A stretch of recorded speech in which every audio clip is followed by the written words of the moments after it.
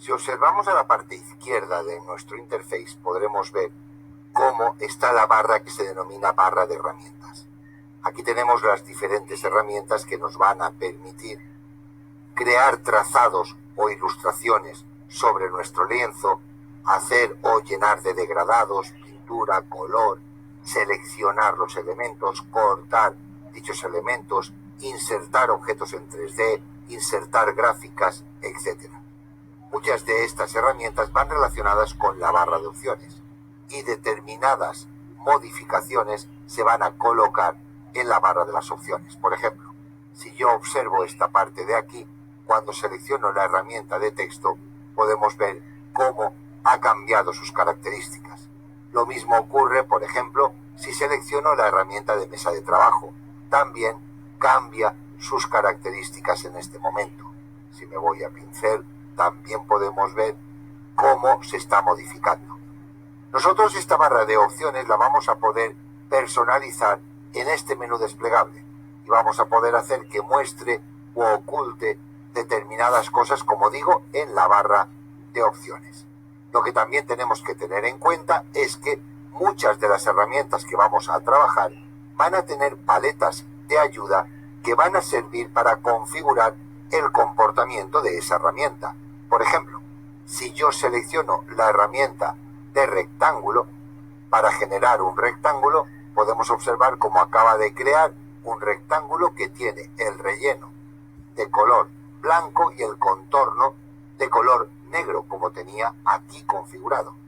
Pero existen paletas que me van a permitir modificar su comportamiento. Por ejemplo, acabo de seleccionar esa herramienta, o bien en la parte superior podría cambiar ese tamaño y decir que quiero una línea de 6 puntos, o por ejemplo, en la paleta que modifica el trazado voy a mostrar más opciones.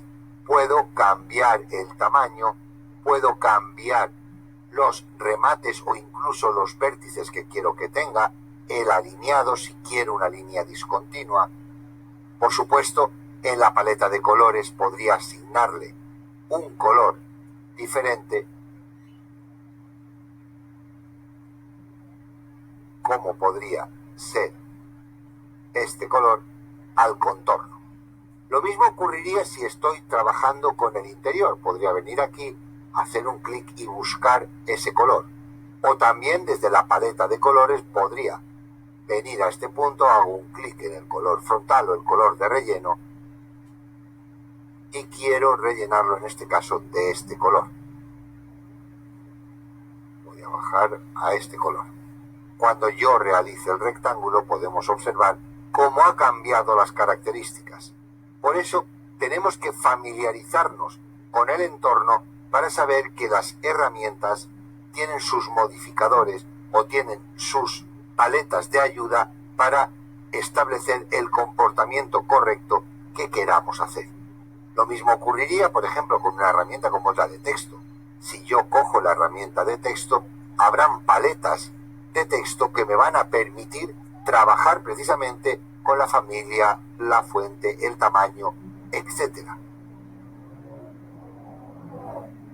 Si yo no las encuentro a través de los iconos que se están mostrando, simplemente tendría que entrar dentro de ventana y aquí, como podéis observar, están todas las paletas de trabajo disponibles.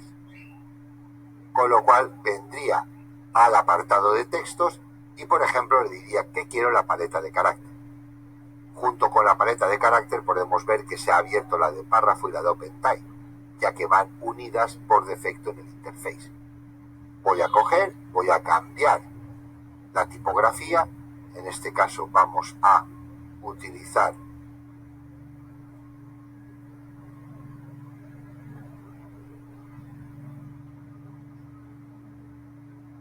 esta fuente, por ejemplo. Vamos a cambiar la familia, vamos a cambiar el tamaño y ya podríamos escribir directamente con esta nueva fuente.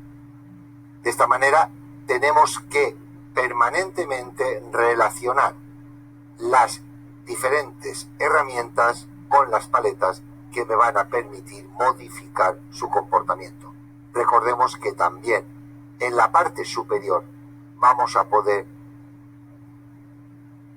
modificar determinadas características teniendo la herramienta correspondiente seleccionada. De este modo, las herramientas y las paletas tenemos que recordar que van unidas, van de la mano a la hora de trabajar.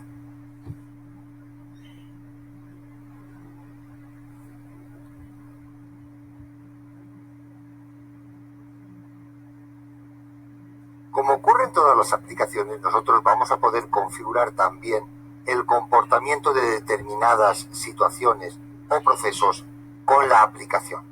Para ello están lo que se denominan preferencias. Para acceder a las preferencias tengo que entrar dentro del menú Edición y en la parte inferior podemos ver esas preferencias. Si en lugar de estar en un PC estoy en un Mac, en el menú desplegable Illustrator que hay en la parte superior izquierda es donde encontraremos las preferencias. También vamos a poder acceder a través de Control K.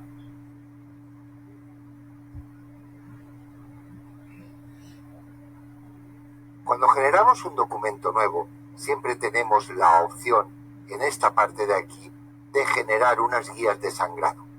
El sangrado normalmente se utiliza a la hora de imprimir y es esa zona a mayores que se va a imprimir.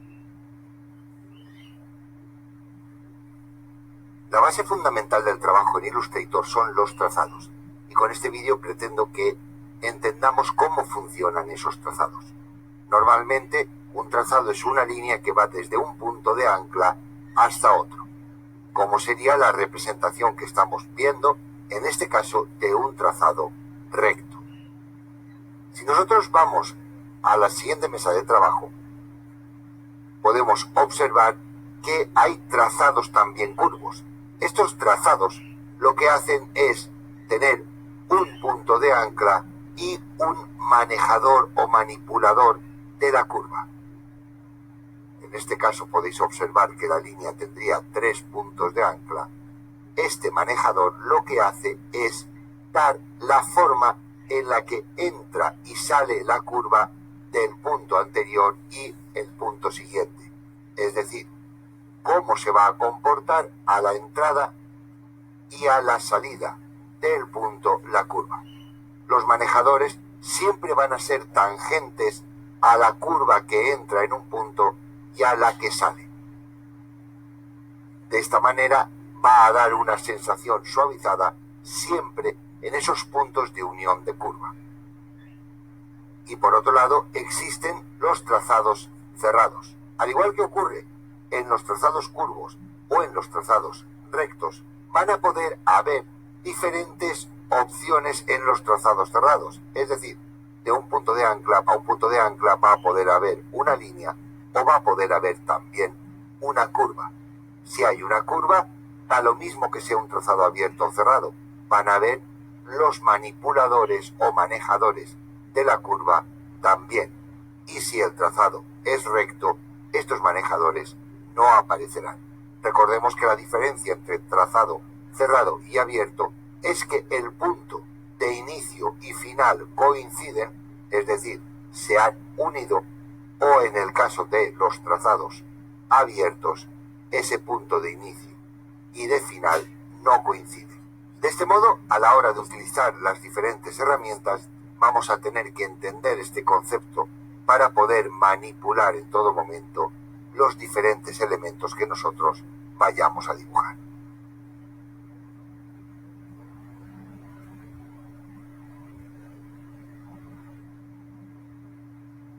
Vamos a ver cómo podemos dibujar líneas y formas básicas. En este caso voy a coger esta herramienta que es la herramienta de segmento de línea y simplemente si pincho y arrastro voy a generar una línea recta. En este caso ya tendríamos esa línea recta desde este punto inicial al punto final.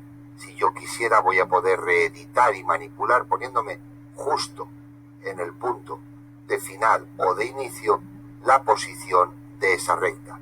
También si me acerco podéis observar cómo aparece una doble flecha que me va a permitir rotar desde el punto central el elemento con el que yo esté trabajando. Si yo hago un clic y arrastro, y a la vez que hago esto presiono la tecla de mayúsculas, consigo restringir la posición a ángulos de 45 en 45 grados.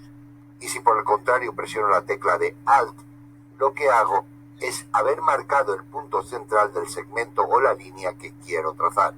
Y de este modo, a partir de ese punto central, se va a alargar en ambas direcciones la línea que yo trace.